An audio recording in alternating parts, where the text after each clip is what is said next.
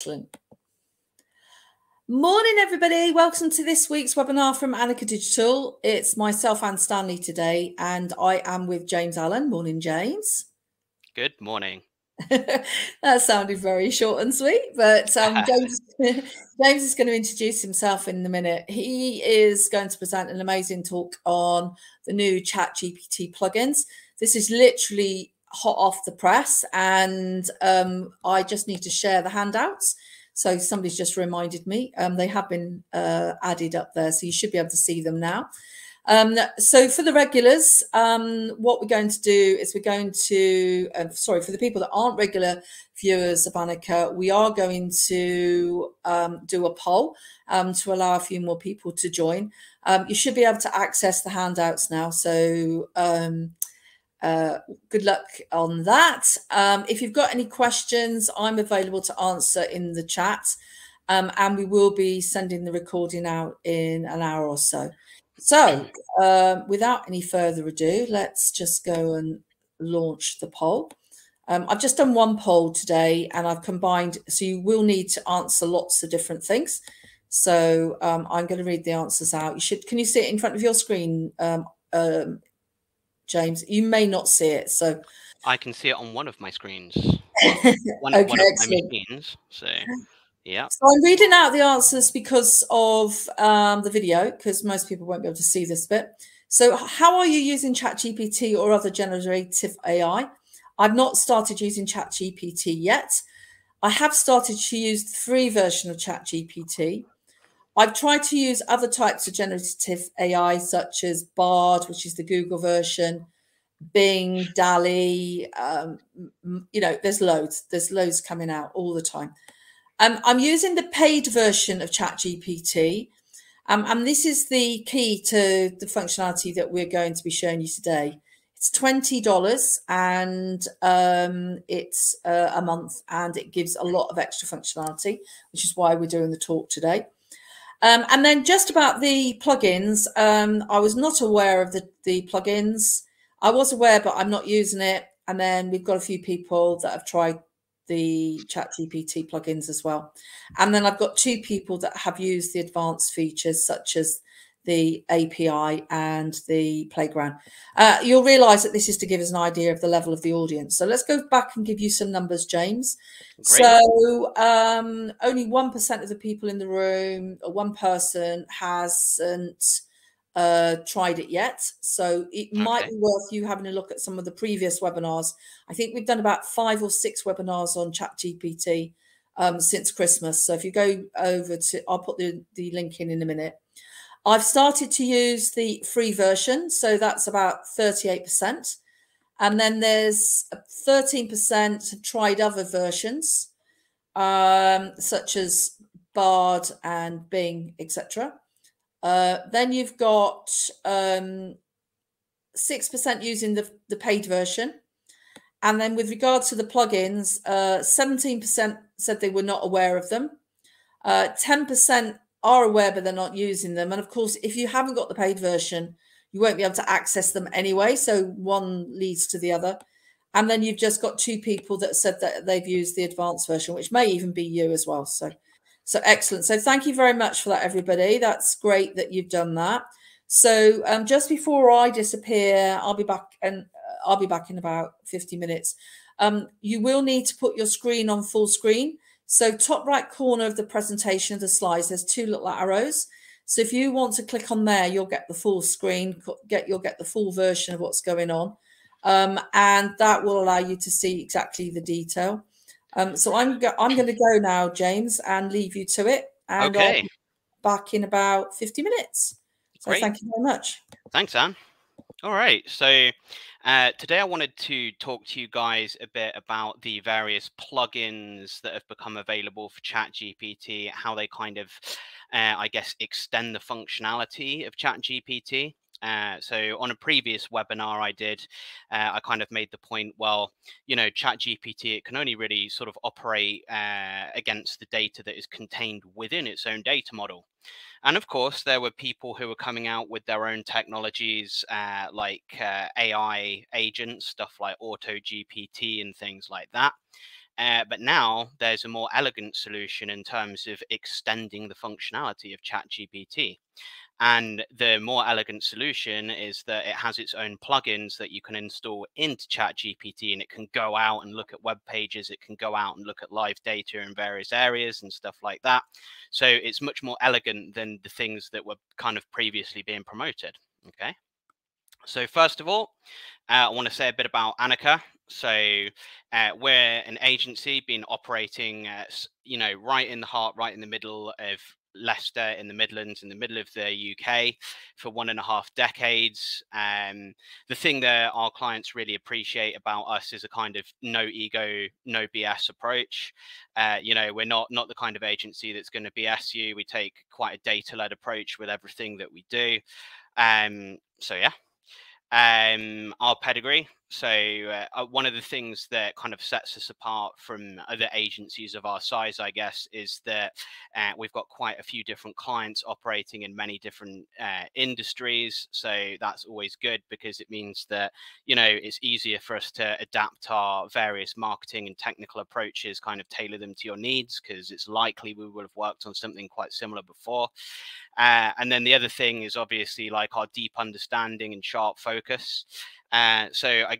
In terms of deep understanding from my perspective, because I work more on the technical side, that means that everything that I do is really kind of data centric and data led, and quite forensic as well. Like if I'm doing like a big forensic backlink order or keyword research or something like that, it's always going to be very broad and very deep work, which is produced at the same time.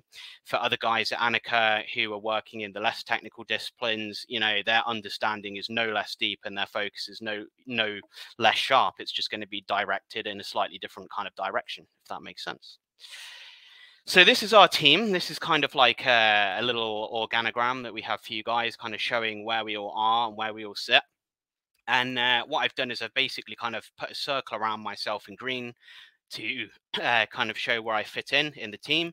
In all likelihood, I kind of fit almost somewhere between the lower layer and the middle layer. I'm kind of like a synergy creator, kind of like a technical grease, I guess, that goes between different members of the team and helps them to achieve more by bringing more data and more technical stuff to what everyone's doing. And if you want to know a little bit about me specifically, so 14 plus years industry experience, most of that is in technical SEO. I also work in analytics. That's stuff like Google Tag Manager, getting the tracking just right, looking in the data layer. If your e-commerce tracking isn't working, but you're using a plugin and the guys who make the plugin, they say, yeah, it should work. And then it turns out that because of your particular theme, the way that the plugin generates the e-commerce data layer is slightly malformed and you need someone to look at it and to try and fix it. That's really me. And also Ed, who works above me in analytics as well. That's kind of what we do. And obviously, due to this presentation that I'm giving now, this webinar, I also kind of dabble in AI API scripting, so via Python. So that's basically creating scripts to interact with the OpenAI API. It's something that I've been picking up a little bit.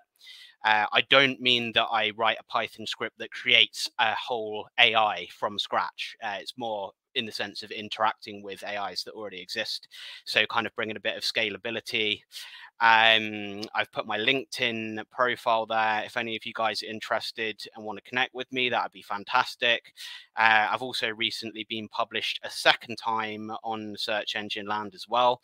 So if you go and visit that author profile there, you'll see that I've got 2 posts. One of them is about AI. The other one is kind of a bit broader in terms of the content. And obviously, being such a technical person, I like my video games as well. And particularly the punishing ones, which require working out a lot of stats to get the best build and things like that. I'm optimizing even when I'm gaming. Oh, I see a message just there, Lisa. Love my keyboard. Thanks. I get a lot of comments on it because it's a bit glowy. So yeah, I guess you from this slide and from my keyboard, you guys can probably tell what kind of guy I am. So the first thing that I want to do is kind of a bit more general introduction to AI, and then we're going to move on to ChatGPT specifically, do a little bit of a demo, look at some different use cases for the different plugins, stuff like that. So what do we mean by AI? Stands for artificial intelligence. And broadly speaking, it's a system or an interconnected network or neural network of different systems, which when combined together attempts to perform functions which simulate human intelligence, right? Although actually myself, I actually am beginning to think maybe AI is beginning to demonstrate its own kind of intelligence, which is almost equally intelligent to human intelligence, but is not the same as. It kind of goes down different routes and different pathways, different modes of thought. But that's the traditional definition anyway. So from my perspective, you know, an AI system is built of different components. So you have machine learning processes, you have something that I call an interpretation engine, which is, you know, like you hand the information over to the AI, like you put in a prompt or a query, like you would do to Google, but you can do it in a chat interface to AI via ChatGPT or something like that. But not only does it have to return the best information to you, it also has to interpret the context of, well, what exactly do you mean by that? What, not only is it receiving your input information, but it has to interpret the context of it as well, which is a very important part. And then obviously the various different output engines, it might be outputting, you know, images, you know, like something like Midjourney or DALL-E 2 is going to be generating images. Also, you know, if you're looking at installing something locally like Stable Diffusion, that's an image-based one as well. ChatGPT tends to be predominantly text-based output. So it's outputting text, it's outputting direct information and answers to questions. And the other thing that you have as well, obviously, is the data model, because even if it can receive information from you and if it can interpret what you mean pretty well, if it has no bank of data and information to query that intent directly against, then whatever it generates is not going to be very useful in response because it doesn't really know anything. That's kind of like, you know, the data model is like a big, massive, you know, lump of information that it goes in and it like mines it for all the different things about all the different stuff, you know, how people use language. So the data model, it might contain web pages from the web. It might contain like a corpus that helps the AI to understand how to construct sentences and commonly used kind of language models and stuff like that as well. So it's a whole bunch of stuff in there. So this is a diagram that I've drawn up, and I really drew it up for my own benefit rather than anyone else's, to kind of get it into my head how I think AI works and what I personally believe are the different components. So there'll be some guys who are attending this webinar who this looks kind of a bit intimidating, but don't worry, because I'm going to explain it in just a second. And there may be other people who are very, very deeply into AI, and unlike me, who kind of does it as, you know, a side hustle in addition to SEO and analytics. There might be some guys in attendance who actually this is your main ball. You know, your main bag, and this might look overly simplistic, but the point is that this is a diagram that I created that I believe kind of functionally explains the different components of AI and really how it works to at least a level of complexity which is good enough for, I guess, marketers to understand, because obviously I work in a marketing company. I work with marketers, even though I'm quite technical. So it's kind of useful for me to be able to simplify it and complexify it and what have you. So on the left, you have some light blue boxes, and these are kind of the information that will go into the AI. So you've got direct data feeds to increase the density and size of the data model. So you can kind of think of that as like pipes directly into the data model that are causing the data model to grow all the time. So if you're thinking of like Google's equivalent to ChatGPT, which is called Bard, one of the direct data inputs is probably going to be Google's web cache, to be honest with you, because all of the information on all those different web pages that Google's crawling and adding to all the time, that's going to be very useful to AI. But also, you've got the input of the queries that users are inputting into the AI, which, you know, questions that you're asking the AI, things you want a response to, things you want information on. And then also at the bottom is machine learning, hunter-gatherer, recycled learning. So that is more like secondary technologies and executions where they sit apart from the AI and they go out and gather and harvest more information, and then they then pipe it back in as well.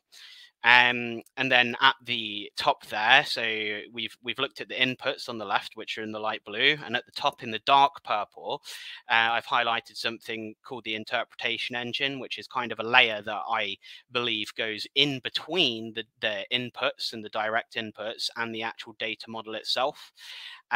Really, it's mostly useful for the input queries from users, where a user says, "Oh, I want you to do this," or "I want you to do that," and then before that information flows through the neural network, which overlays the data model to generate the output responses, some amount of interpretation has to happen first.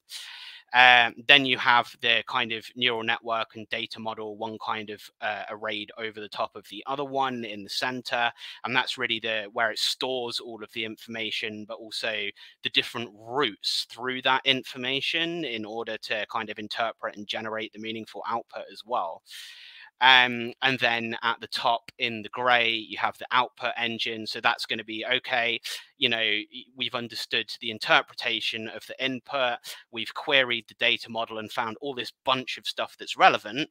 But now we actually need to format it into something that's a meaningful response. So you'd have some kind of output engine as well, I assume. And then in the light pink on the right, you have all of the different outputs. So you've got the actual responses that the users receive. But something that I think is really interesting as well, so the responses may be refined and iterated by the user. So the response might not be correct the first time. So the user may then enter another query and ask for refinement, and then that sends it through that whole cycle again in a second attempt. But interestingly, at the bottom, some data fed back for learning. So I'm pretty sure that depending upon how the user responds to the response that the AI gives, the AI would be saying, well, that seemed like a good response because the user was happy with it, or that seemed like a bad response and I couldn't quite get it right. And I think that some of that data would then be fired back to the beginning to be then input as an input back into the data model from the beginning again, to make the data model kind of more complex, make the interpretation engine kind of superior. So that's the kind of circuit that I wanted to explain. That's kind of how I believe it operates. Different people are going to have different opinions. This probably is very simplified compared to how it actually works. So what is ChatGPT? It's a chat-based interface. So essentially a chat interface or window on the web. Very recently as well, OpenAI have released a ChatGPT app that you can download on the Google Play Store for Android.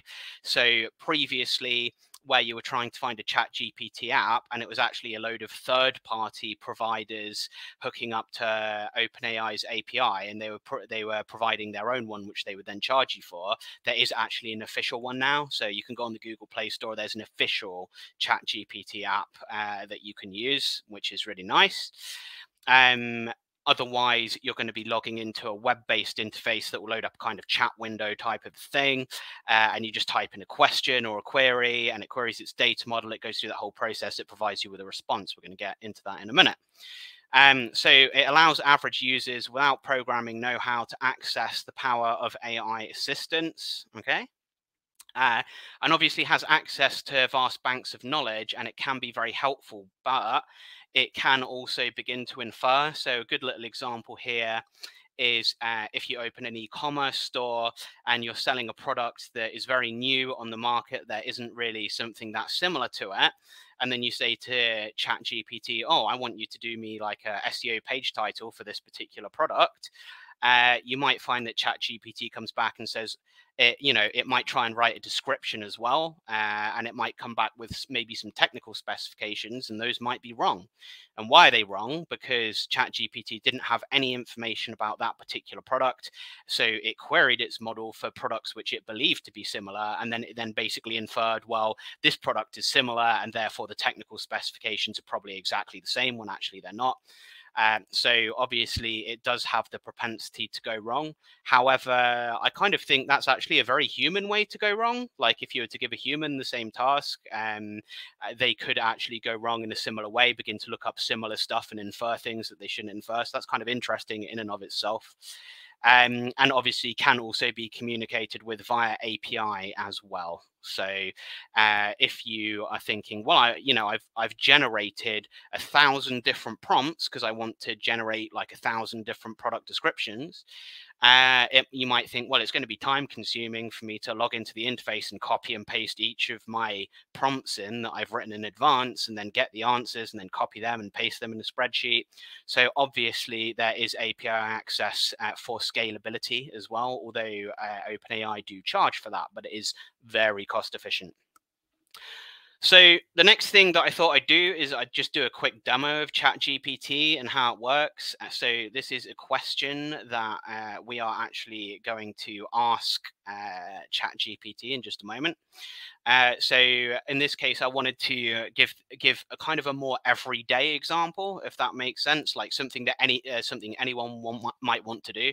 So in this example, we're looking at a situation where someone doesn't want wind generators to be built in their local area because of the noise or everything, but they still support the green movement, and they think that maybe a solar farm might be fine, and so they want ChatGPT to kind of write a letter to their local MP based on that. And in this case, the local MP is called Mr. Windy because he likes wind generators, I guess.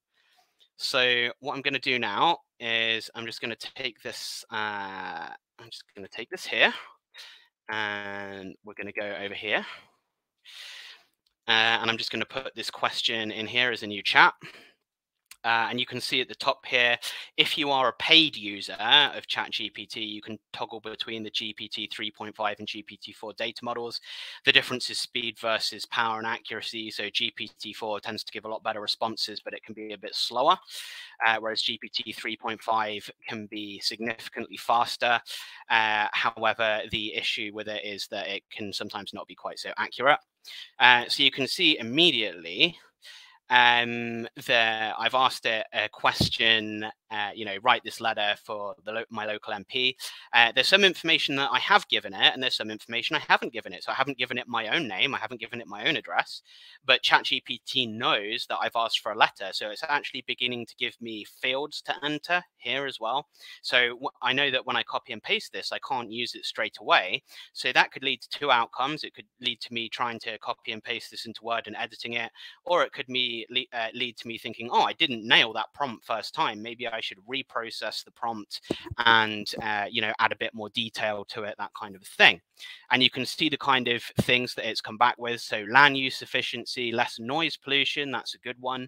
Lower maintenance, I think this is a majorly overlooked one for solar power versus wind generators, because obviously a wind generator has lots of moving parts, whereas photovoltaics are largely speaking a more solid state kind of technology. So obviously they take less maintenance because they have less moving parts and less mechanical wear over time, right? So, but that's just one example, one thing that I can show you guys right now. So I'm just going to go back to the presentation, and we're going to do another one as well. And this one's a bit more of a technical one. So for this one, I wanted to show you an example of ChatGPT attempting to do some coding and to build a very minor Python script. So in this example, I'm just telling ChatGPT that I have a Excel spreadsheet. I'm telling it where that spreadsheet is located.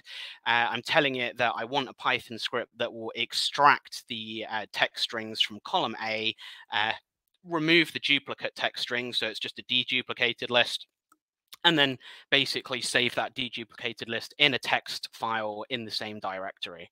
So it's quite a simple function. It's one that probably quite a few of us are maybe familiar with. So I'm just going to come back over to ChatGPT, and I'm going to put this prompt in that I've prepared earlier, and let's see how it responds. Let's see how it comes back with. So here is a Python script that will do what you've described. So it's all automatically telling me I'm probably going to need to install this here, this OpenPyXL. because that's OpenPyXL is a module that's not natively going to be instantly installed. When you install Python, it's a third-party library. So ChatGPT has already worked out that it needs to import other different libraries. And look, it's even telling me here, before running the script, you'll need to install the OpenPyXL module.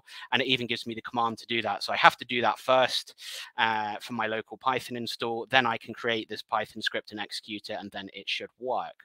So I think you guys can see how that is a very useful assist for coding. I do have Python experience. My Python experience is probably minimal compared to a true programmer. However, I have found that ChatGPT is a useful assistant in creating some functions. Sometimes it gets it slightly wrong and it puts the file path slightly wrong or something, and I have to make some minor corrections to get it working. But luckily, Python itself will point out the line reference of where things are wrong anyway. So between the two, it really speeds things up quite significantly. So there you go. So that's a couple of examples of how we can use ChatGPT kind of to benefit us. So to write and produce content, and to kind of ideate a response to something or a letter we want to create, or to even help from a much more technical perspective. So yeah, there we go. So a question from Lisa: what happens if students use this instead of studying the proper way through research? I mean, I guess that is a question that has been asked previously through history as well. You know, like when the internet came out, there was probably academics who said, oh, people don't have to go to the library anymore. It's all at their fingertips now. But at the moment, I feel that the education system is still currently threatened by and a little bit biased against this kind of technology. And as a result of that, I probably wouldn't recommend, you know, writing all your papers and doing all your stuff through ChatGPT, because there is a risk that someone could guess the query that you put in and you could get fingerprinted. I think in the future, I think in the future that kind of thing will change. But I think for now, I think it's probably not a good idea to do that. I think that there's certain institutions which are still quite threatened by this kind of disruptive emerging technology. So I wouldn't recommend it right now. Hope that makes sense. So let's have a look here. So how to access ChatGPT. So I've left a link in here, but it really is very easy. You just go to chat.openai.com. OpenAI, of course, are the people who created ChatGPT.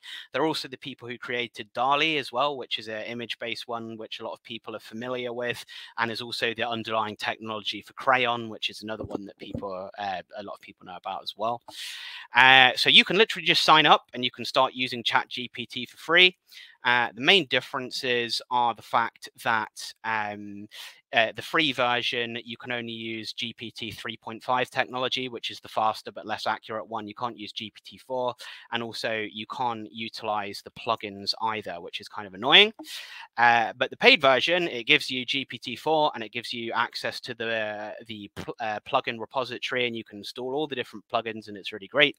And considering that it's only £20 a month, I would say that, you know, it's really affordable for anyone. Like, even if you're just an individual and maybe you're like a one-man band and you're deciding to do quite a lot of marketing on your own, could it be a valuable assistant? Yes. You know, is it one of those tools you really have to think about where it's like, oh, they want $600 a month? No, it's like £20 a month. I mean, it's pocket money, really, right? So anyone can afford it. That's really good. Well, for now, anyway. So when you load up the ChatGPT interface, you will see in the chat window, like I showed you guys just earlier, there'll be a toggle at the top where you can toggle between GPT 3.5 and GPT 4. And you can also start selecting and enabling plugins as well, but we'll get to that in a minute. So next thing, what are ChatGPT plugins? So a really good question to help us answer that is, well, what can we actually do with them? Because that kind of tells us what they are. So the plugins allow us to bring ChatGPT out of its shell. So they allow it to extend its functionality basically beyond its native data model. So if something is not natively already inside of its data model, it can step outside of its data model. It can look at a web page, it can look at a YouTube transcript, it can look at different pieces of information, and then it can use its very powerful interpretation engine on that new data, and it can start looking at that as well. So that's really, really good. And additionally, you can string different tasks and functions together as well. And that's something called plugin stacking, but we'll be looking at that later. We'll be looking at that quite a bit later. So plugin installation, open up ChatGPT, you're in your chat window, you've selected GPT-4 because plugins are not available for GPT 3.5, only for GPT-4. And there'll be a little a plugins button that you can click on. And that button will, in the instance that you have some plugins installed already, it will create a kind of a little drop down where you can select which 3 plugins you want to utilize. You can select just one if you want to, or just 2 or 3, but you can't enable more than 3 at the same time. If you don't have any plugins enabled, then this button will most likely take you to the little plugin store so that you can go and install some plugins into your ChatGPT. So now we need to get on to talking about plugin usage. So one thing that I thought would be immediately useful would be to kind of show you guys ChatGPT accessing the web, because one of the most common issues that people have with ChatGPT is, they want it to give feedback on a very recent piece of news or a recent development in the economy or something. And of course, because its data model hasn't been updated, it doesn't know anything about it. And so they then find a blog post or a piece of news or something, or maybe a web page they want it to examine from some different perspective, and paste that in and say, can you have a look at this? In this example, I'm asking ChatGPT to read the H1 tag, which is a common SEO tag, like it's the main visible heading on a web page. I'm asking it to read the H1 tag of a particular package from Virgin Experience Days. So they're kind of like red letter days. They do similar kind of experience-based stuff. And the response that I get straight away is that I'm an AI language model. I don't have access to real-time browsing, and it can't do that. And so that's a bit of an issue. And especially if you've just seen a post online and it's some very up-to-date piece of news and you want some kind of analysis on it, or you want a summary of it maybe, but it just doesn't know about that because it's not in its data model, that's going to be a problem. And then you try and put in a link and say, can you read this link and know about that? And it says, no, I can't do that. So this is where the plugins start to become really useful. So one of the plugins I wanted to show you guys is the link reader plugin that you can enable, and this will give ChatGPT the functionality to go and read the HTML of a web page and kind of like read the content and give some kind of response on it. So if you install this plugin and if you enable it and you ask the same question again, you can see. I'm just going to turn my laser pointer on, I think, as well. So let's have a look down here. So you can see immediately it begins to actually initiate the plugin.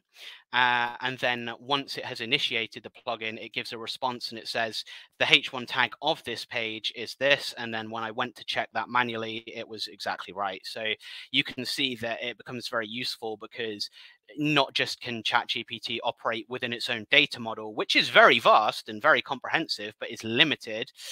You can actually begin to bring ChatGPT outside of its own data model. So another thing that you might want to do, you might want to scrape some content from a website or an individual web page.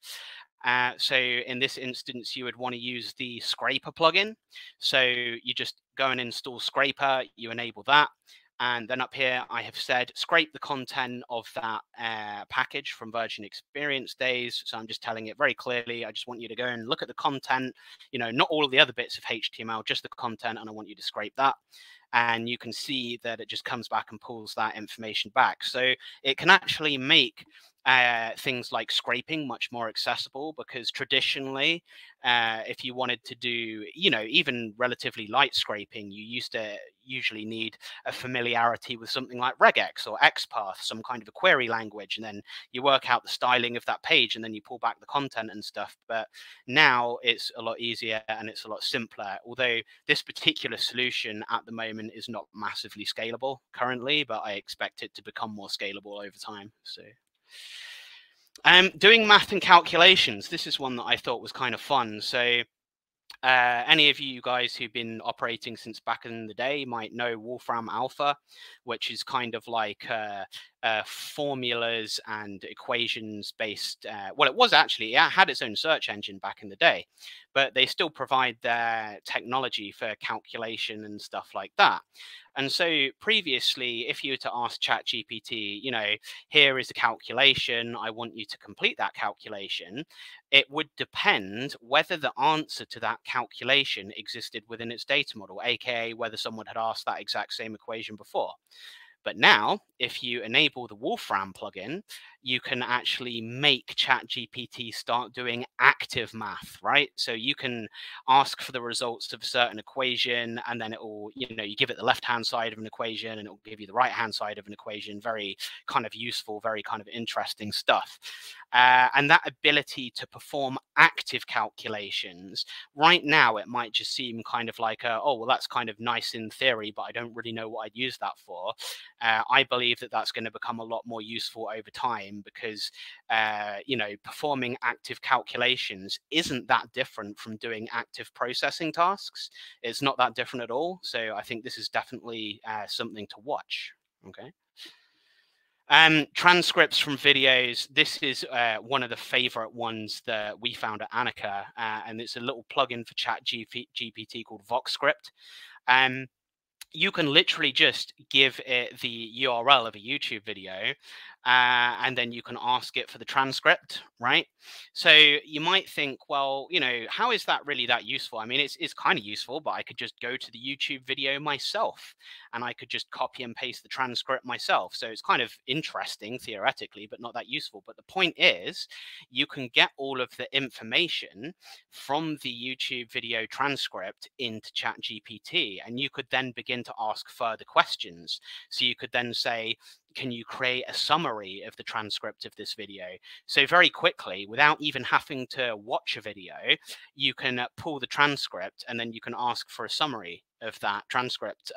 And then you can get a summary of the information without having to sit there for minutes and sit through all the ads and watch a whole video, which to me seems pretty awesome, to be honest. Also, it's just useful because you might prefer text-based research to video-based research. I know that the general trend in modern times is most people prefer to watch a video. I'm actually the opposite, because I like to scroll down and skim through text, and I can kind of have a peripheral vision of the text I'm skimming through, and I can know when I've got to the right part that's the part that really interests me, and then I can stop and read it. Whereas with a video, if I'm skipping through the video track, I don't get that peripheral vision of what the information is as I'm skimming down, and therefore it's harder to find the right place. So there is a case to say that sometimes in some certain situations, text can actually be a superior medium of content to digest over video. It's just a fact of how things are. And in those situations, technology like this is very useful, and the number of applications are quite large. So, converting data into diagrams. So there's a plugin you can install called Show Me Diagrams. You can then do stuff like put in a comma separated list. So you can see up here, I've put in basically CSV data. So one column is date, the next column is COVID cases. And then you've got some dates down here, and then you've got the number of cases on the right past the comma separation. And, I couldn't actually paste a complete table in tabular format into ChatGPT. And the reason I can't do that is because it's text-based input. It's not tabular-based input. But what I could do is I could paste in text and tell it that the comma was the separator between the different columns. And then I could say, now that you know that, interpret this as if it is a table, right? So you can do stuff like that. and then obviously show me diagrams, was then able to convert that into a little chart, which is quite nice. This is very cool. But at the moment, I would say that it can be overloaded quite quickly and easily. If you put in too much information, it can start putting the bars the wrong way around. And then you say, no, put the bars the other way around. And then it does that. And then it leaves one of the bars out. It can get overloaded, but I'm expecting this to become much more useful over time. And it's still very useful now. If you just have small snippets of information and you want to just quickly draw up a chart and say you've only got like 15 rows in your table, this is the perfect little thing to help you out, you know. Regarding point 5, can you instruct the free version to produce code to produce a chart in Excel? Yeah. So the free version can still produce code, but because you're on GPT 3.5 rather than GPT 4, it might not do it as accurately. So you might have more fixing afterwards. But yeah, so rather than generating a chart directly inside of ChatGPT, if you're on the free version, certainly you can ask it to help you create a little VBA macro script for Excel that's going to generate a certain chart. Certainly you can do that. So I wanted to look at a couple of little SEO tools and applications as well. So SERPstat, who some people may be familiar with because SERPstat produce their own rank tracking platform and stuff, I think, as well. And they're a platform that a lot of people are probably familiar with. They have actually produced a little plugin for ChatGPT, and it's really nice because it basically pulls from their database certain metrics and bits of information about certain keywords. So you can say, oh, I'm writing a blog post on a certain topic and I'd like you to suggest 10 keywords to include. But not only that, I want you to tell me, you know, the search volume for those keywords. I want you to tell me the competition metric and the CPC and stuff like that. So this is a cool little plugin because you can just write a query in plain English, but you can get data and information back. And you can see that it's provided that information in an array format, and you could very easily convert that to tabular or kind of whatever you need. So that's quite nice that you can almost begin to use ChatGPT as a properly formatted keyword research tool as well. I find that kind of nice. But yeah, so the next thing that I wanted to look at is SEO Assistant. So this one is actually very similar to the previous one we're looking at. However, it doesn't give quite so granular responses. So with the SERPstat one that I looked at previously, which is this one over here, it comes back with the keyword, it comes back with the CPC, the competition, the search volume, comes back with loads of stuff. The SEO Assistant one, it typically only really comes back for the it typically only comes back with the search volume, and that's it. However, you can feed it more data and it doesn't fall over as easily. And I find that the SERPstat one, although it gives you kind of more useful, more granular data, because it's fetching more stuff back, it can fall over a bit more easily. So at this point in time, if you're only really interested in the search volumes, then probably use the SEO Assistant one because it's a bit more easier to understand and it's a bit less confusing output, and also it doesn't fall over quite so easily as well. So there you go.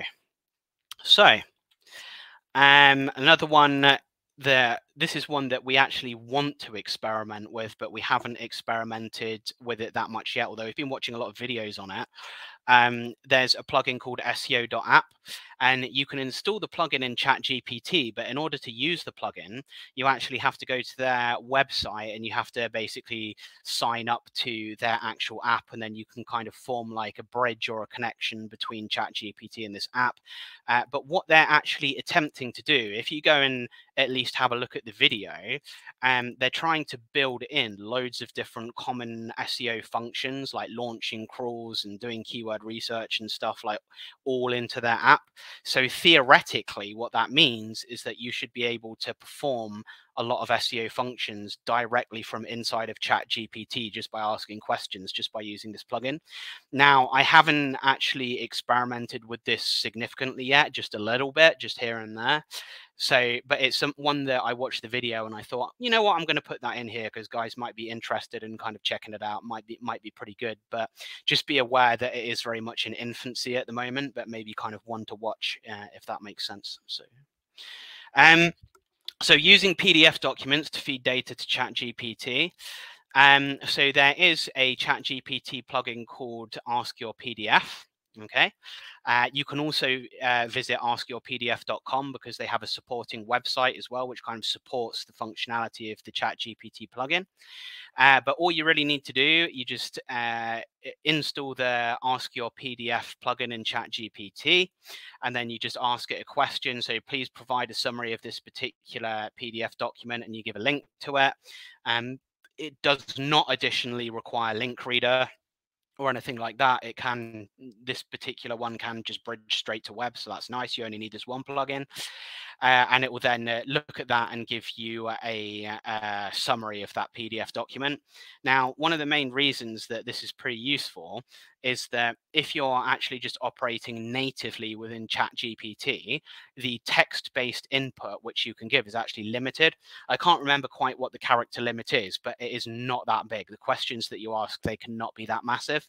But Ask Your PDF, it can basically import PDF documents up to 300 pages, which is a lot of words and a lot of pages.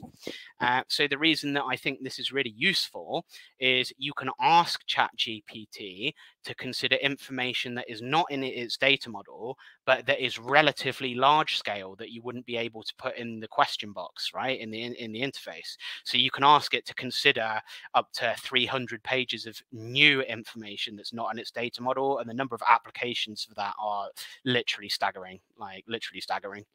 But in this instance, I've just given it a link to the Integrate ebook, which Anne has produced. It's really good. You guys should go check it out.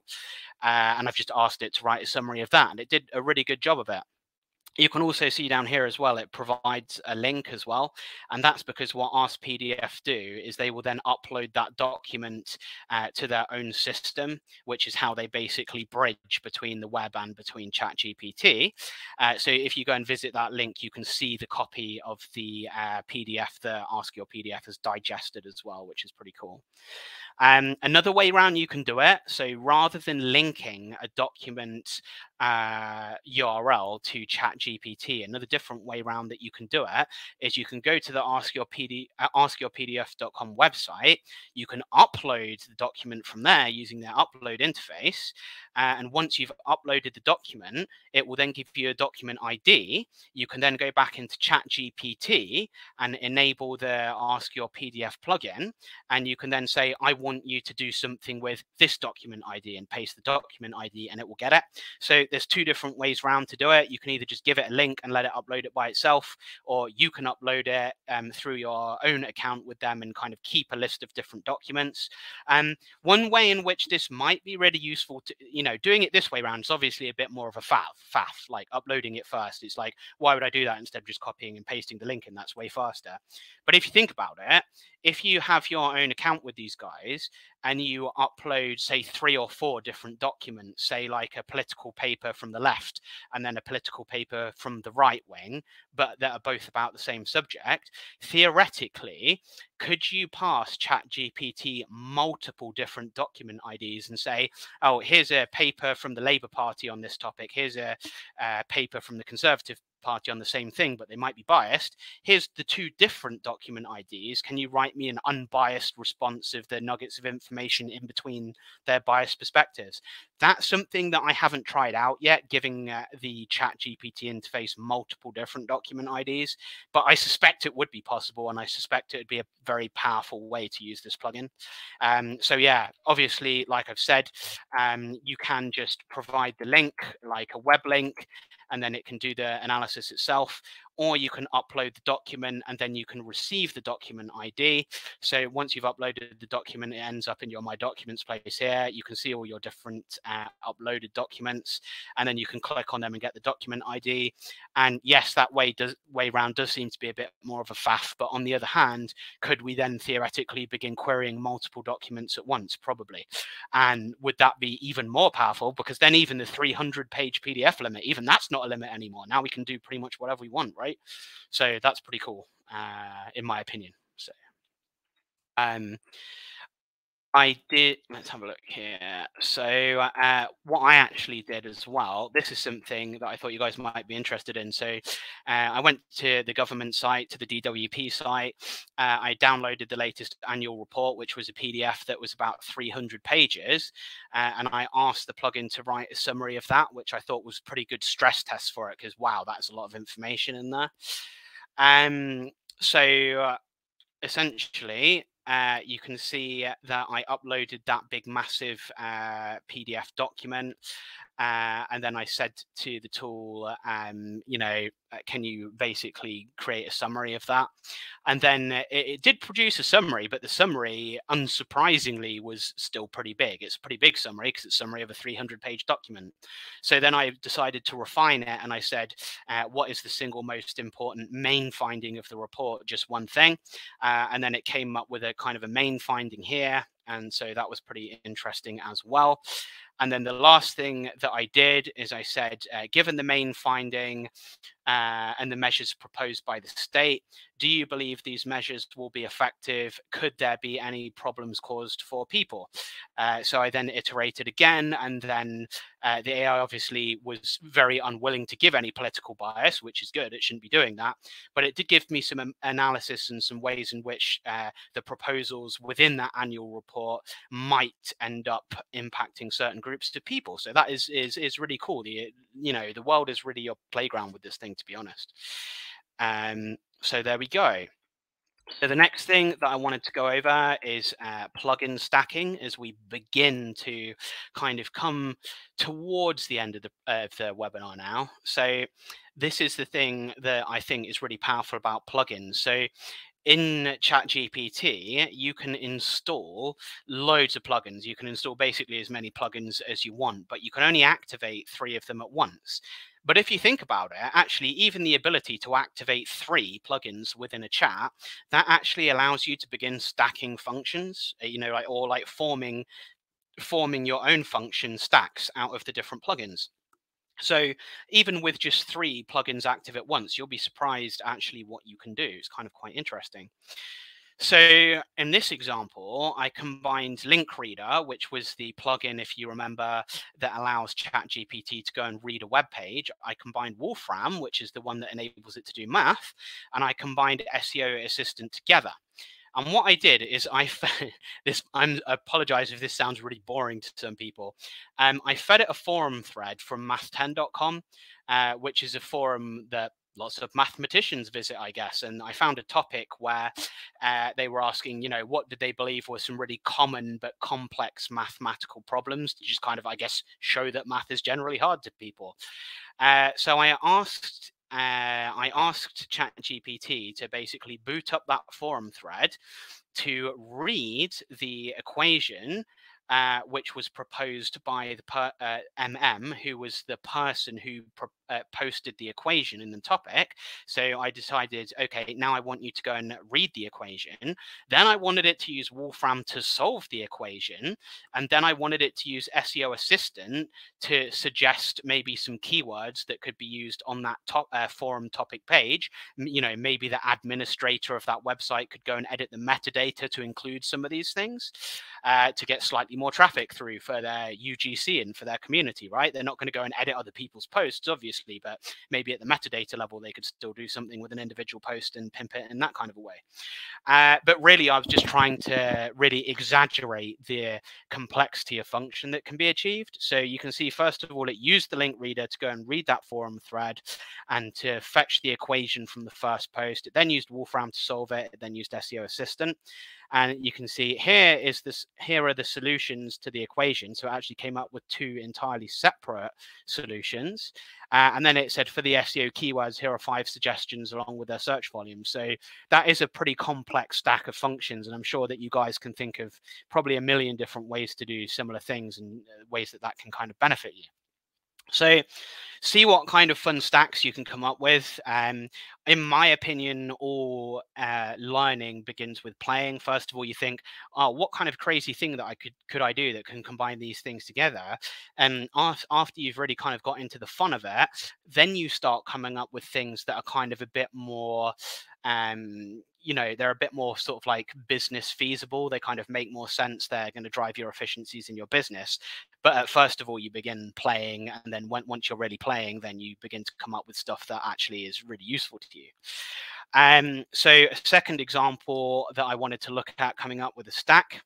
Okay, I fed ChatGPT a YouTube video, which was actually about the applications for ChatGPT within SEO. And I wanted it to look at the metadata of that YouTube video's web page, so like the page title, the meta description. But I also wanted it to extract the transcript as well, and then based upon the metadata of that YouTube video page, and also additionally based upon the transcript of the video, could it produce a blog post, and then also could it suggest some SEO keywords as well? So that's kind of, it's a kind of a more business world use case, I guess, than the previous one. The previous example I gave you guys was really just showing what it can do. So yeah, first of all, I want to write a blog post about SEO and ChatGPT synergies. I want the blog post to be SEO optimized. I found this YouTube video here. So firstly, please read the title and meta description of the linked webpage using link reader. Then please read the YouTube video's transcript using VoxScript. Thirdly, use SEO Assistant to determine 5 relevant keywords for the blog post, and then actually write the blog post and include all of the keywords which you've suggested. So next you can see immediately it began initiating all of the plugins straight away. So it used link reader first to actually pull the metadata. It then used VoxScript to pull the transcript. It then used SEO Assistant to generate the keyword ideas. And then obviously the rest of it, which is creating the blog post out of that information, it didn't need another plugin for that, because by that point it already had all the information that it needed.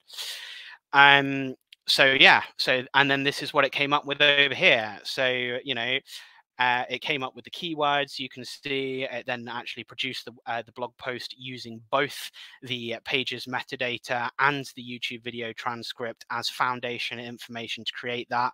It then obviously included the keywords as well. I did actually double check it had done it, and it had. So if you were to see the full response and the full blog post here, I would be able to, Control F for the keywords that it suggested on the left, and I'd be able to find them over here as well.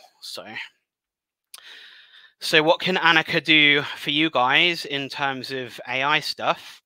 So at the moment, we're working AI 2 ways. Predominantly, we are using ChatGPT, and we're working with that iteratively or at scale.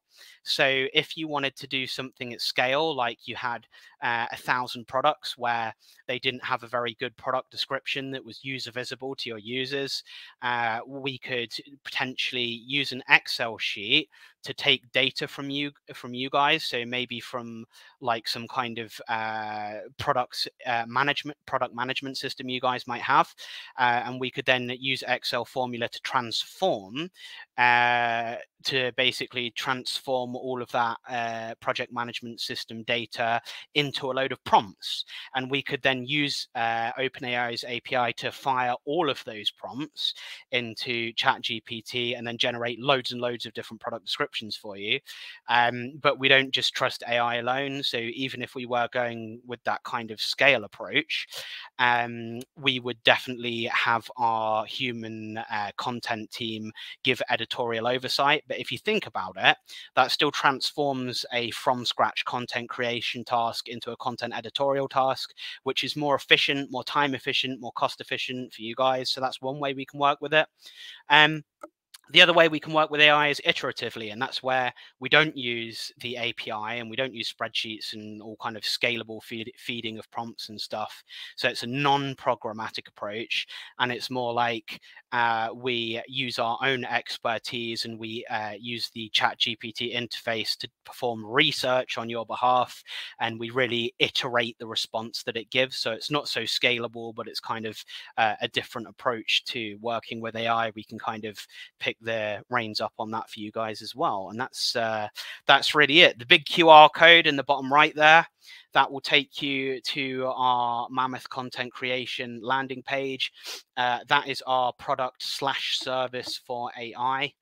And that is basically, yeah, it's a combination of product and service, really, because we've produced our own proprietary Python scripts and stuff to work with OpenAI's API at scale.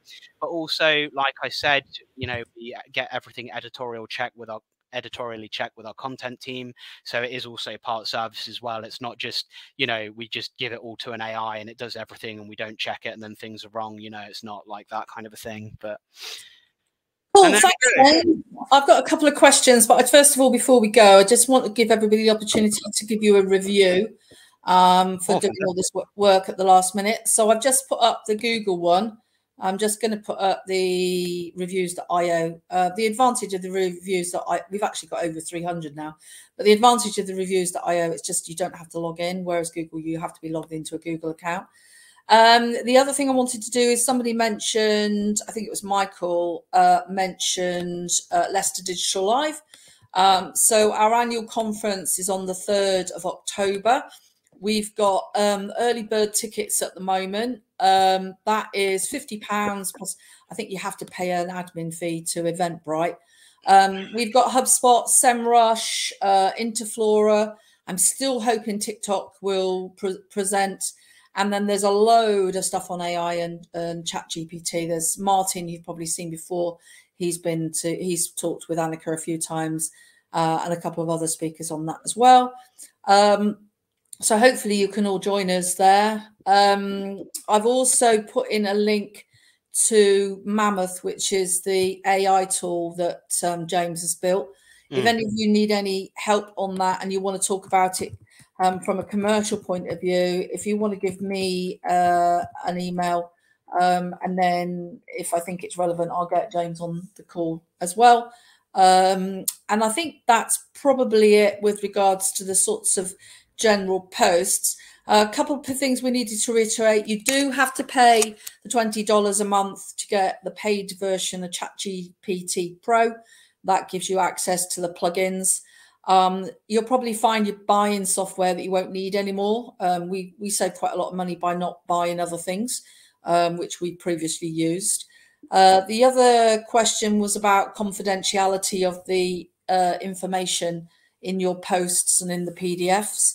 I've mainly experimented with the Arshore PDF for doing tenders. Obviously, if you write lots of tenders, a lot of the answers are always the same. So what you can do is refer to an existing tender document and then ask it to answer the question based on the information that you've got in the tender. Now, of course, some of that information is confidential and you don't want that shared with ChatGPT. So there is a setting that you can do within your account. The advantages of that means that they can't, they're not basically utilizing that and adding it to its data, training data, but the disadvantage is that it doesn't learn and it's not quite as iterative.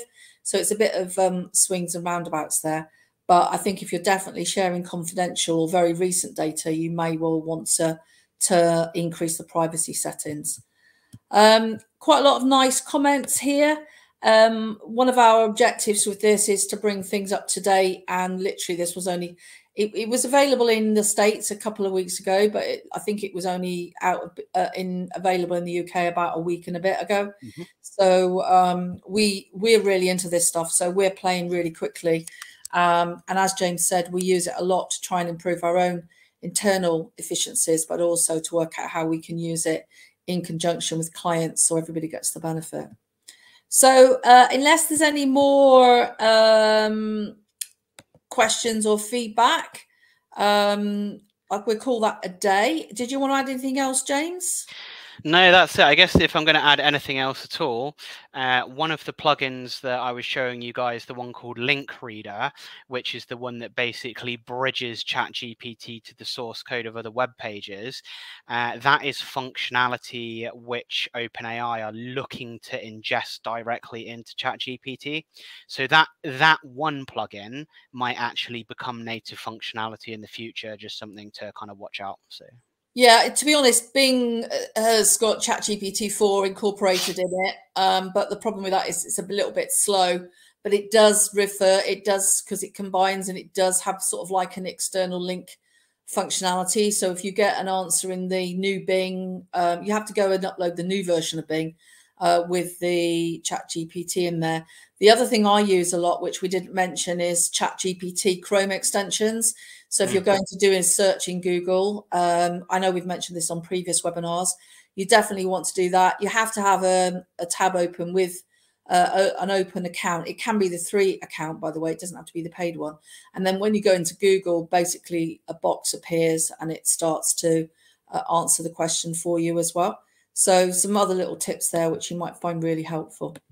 But I think we'll call it a day. The video will be available in a couple of hours. I think next week it's myself and John Doran.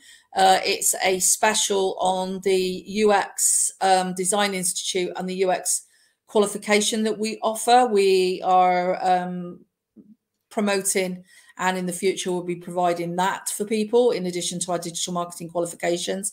So that's next Friday. So if any of you are interested in design, creative, improving your websites, that's definitely one for you guys. So hopefully see you next week. Thanks a lot, everybody. See you next Friday. Have a great weekend. Bye-bye. Great.